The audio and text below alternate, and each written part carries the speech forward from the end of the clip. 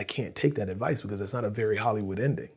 And she tells him, well, a Hollywood ending all depends on where you stop the story. What are ways that a writer can create high stakes for their character? Ooh, it's a good question. It has to be, well, first of all, it has to be something that relates to their wound, right? It has to be some kink in their armor where this makes it personal for them. It has to be that. That's number one. And because overall, the story is about them overcoming that wound and that somehow tying into this goal of stopping whatever the antagonist is. So, but the stakes have to be high enough where it almost seems insurmountable, you know? So yeah, I believe that, you know, the stakes are very important, but it has to be all relatable to the character and to the audience. Okay, so if it's something that's too avant-garde, we can't understand it, but if it's just sort of about the basic needs of living, safety, security, then we can relate to it? I think it can be almost anything. It all depends on who your core audience is.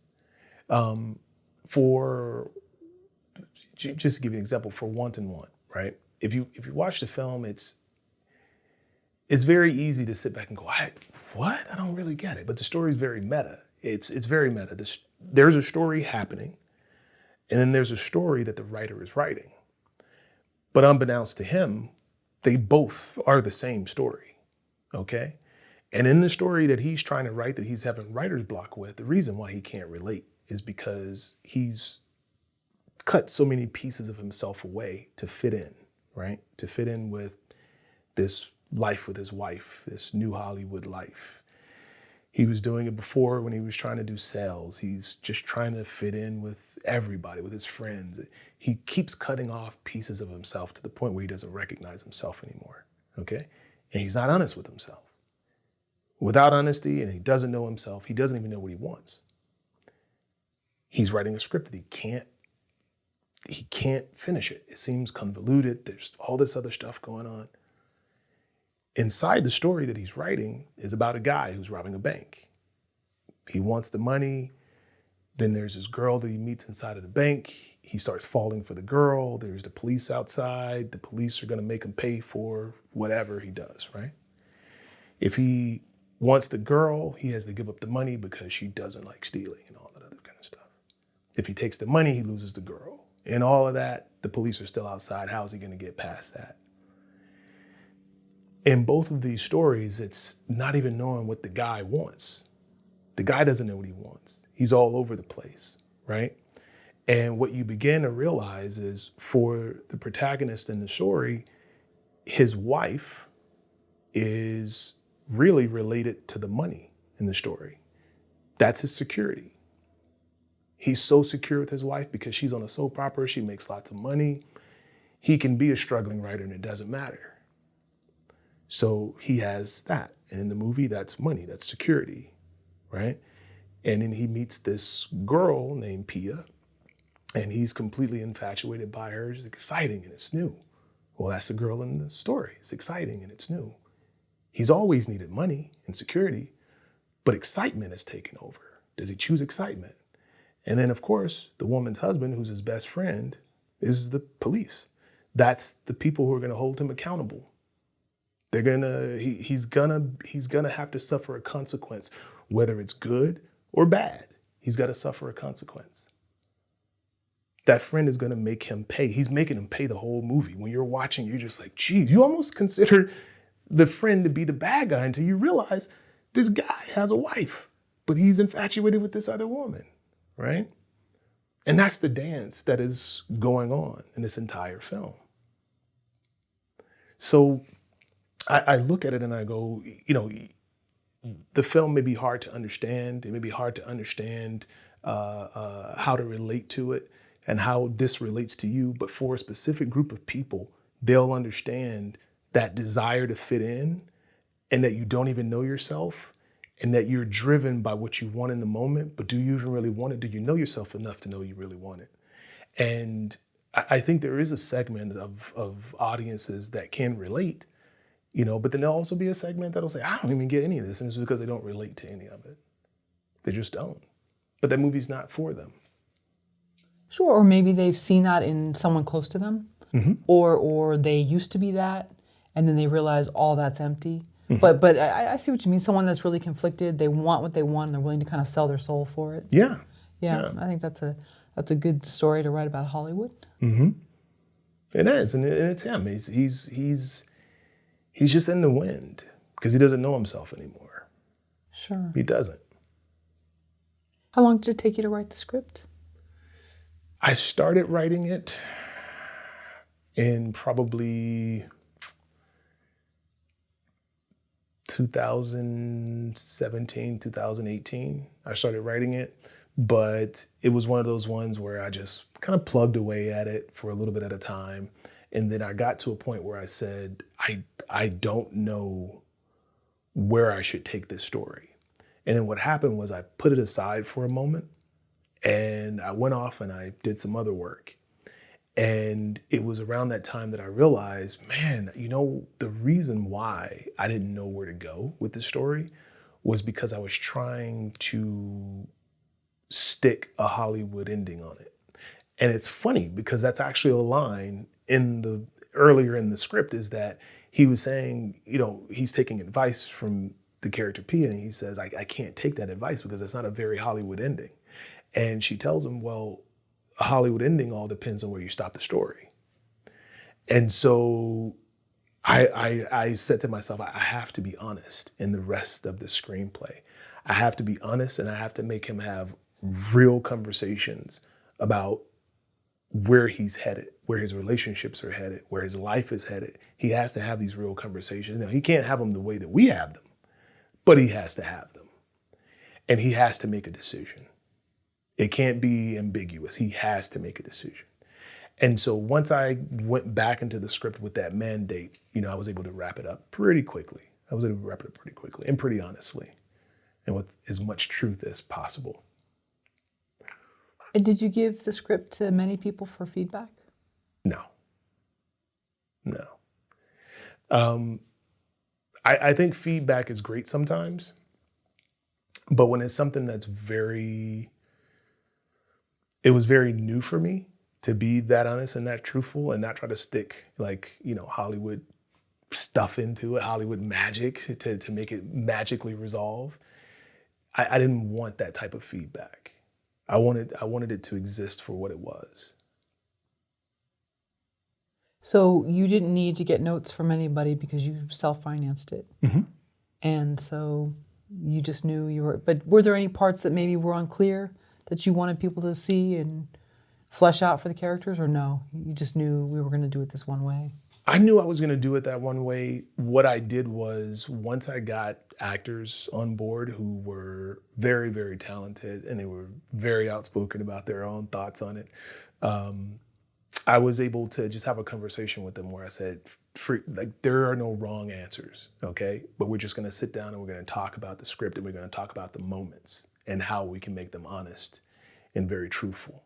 So let's have those conversations. And like I said, it was very productive because no one was saying, but I think it should end this way, or I think it should. I established very early on, the theme of the movie and where it's headed is not changing.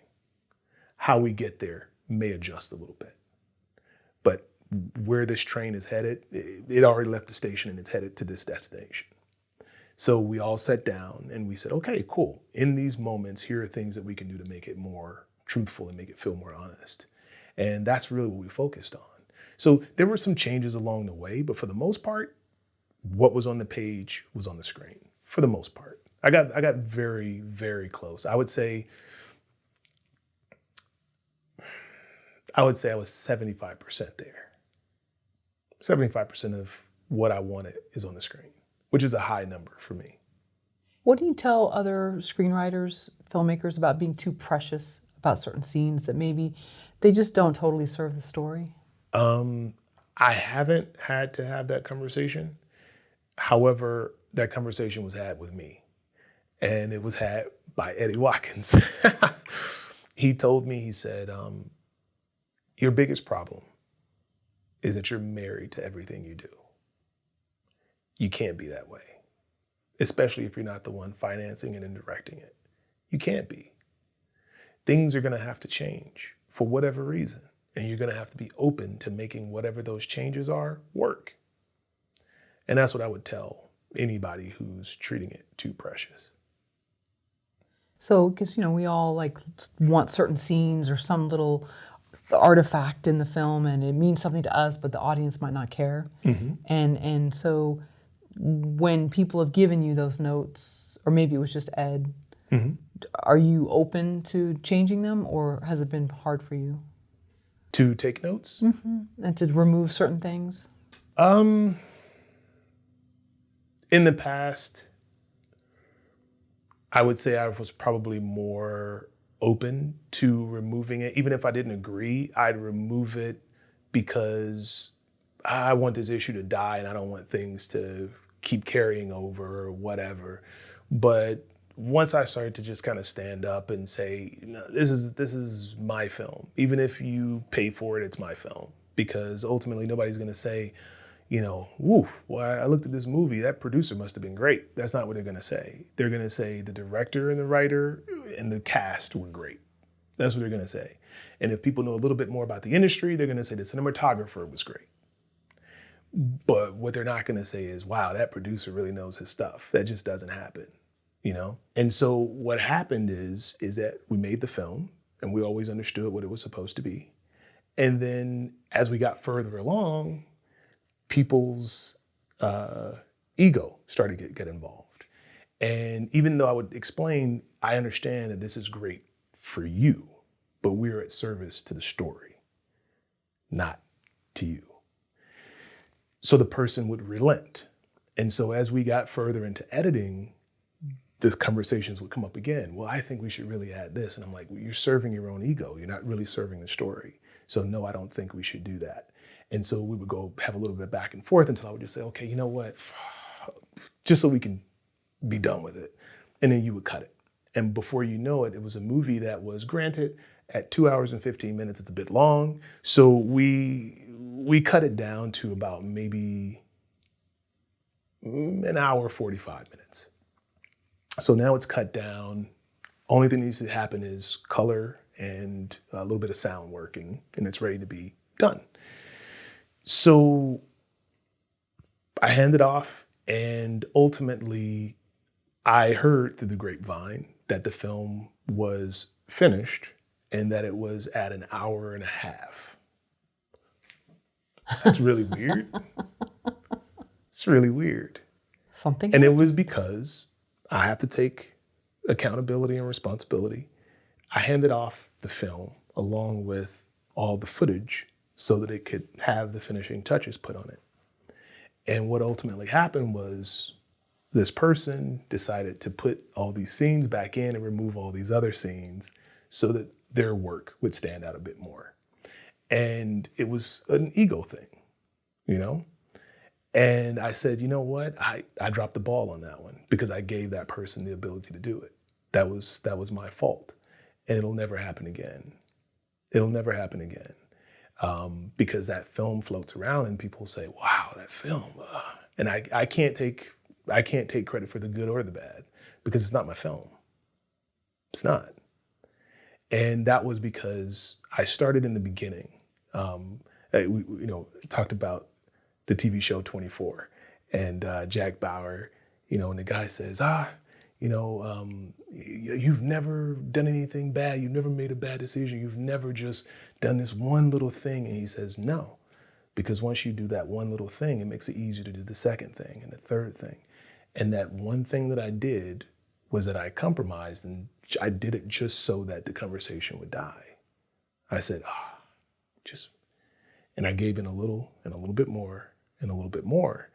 And then eventually the film completely changed. And I said, I just won't allow that to happen again. If I do work with someone else, the film that they'll receive to do any type of finishing touches, which by the way, I'll do them all in-house so that when I hand it off, it's a finished film. But let's just say that I had to hand it off, they would only get the film to work with. And that would be it.